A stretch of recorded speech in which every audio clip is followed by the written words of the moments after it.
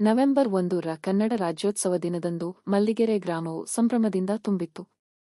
ಹಳದಿ ಮತ್ತು ಕೆಂಪು ಧ್ವಜಗಳು ತಂಗಾಳಿಯಲ್ಲಿ ಹಾರಾಡಿದವು ಮತ್ತು ಮಕ್ಕಳು ತಮ್ಮ ಮುಖಗಳನ್ನು ಕರ್ನಾಟಕದ ಬಣ್ಣಗಳಿಂದ ಚಿತ್ರಿಸಿದರು. ಶಾಲಾ ಅಂಗಳವನ್ನು ರಂಗೋಲಿ, ಹೂವುಗಳು ಮತ್ತು ಆಚರಣೆಗಳಿಗಾಗಿ ದೊಡ್ಡ ವೇದಿಕೆಯಿಂದ ಅಲಂಕರಿಸಲಾಗಿತ್ತು. ಮಕ್ಕಳಲ್ಲಿ ಕನ್ನಡ ಹಾಡುಗಳನ್ನು ಹಾಡಲು ಇಷ್ಟಪಡುವ ನಾಚಿಕೆ ಸ್ವಭಾವದ ಹುಡುಗಿ ಪುಟ್ಟ ಕವನ ಕೂಡ ಇದ್ದಳು.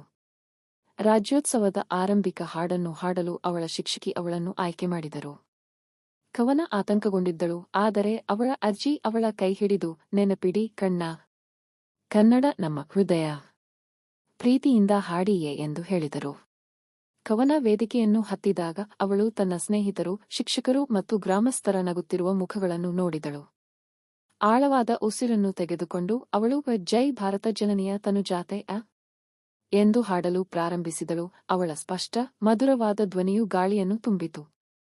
ಎಲ್ಲರೂ ಜೋರಾಗಿ ಚಪ್ಪಾಳೆ ತಟ್ಟಿದರು. ಕವನ ಹೆಮ್ಮೆಪಟ್ಟರು. ಅವಳು ತನ್ನ ಮಾತೃಭಾಷೆ ಮತ್ತು ತನ್ನ ಕರ್ನಾಟಕವನ್ನು ಗೌರವಿಸಿದ್ದಳು.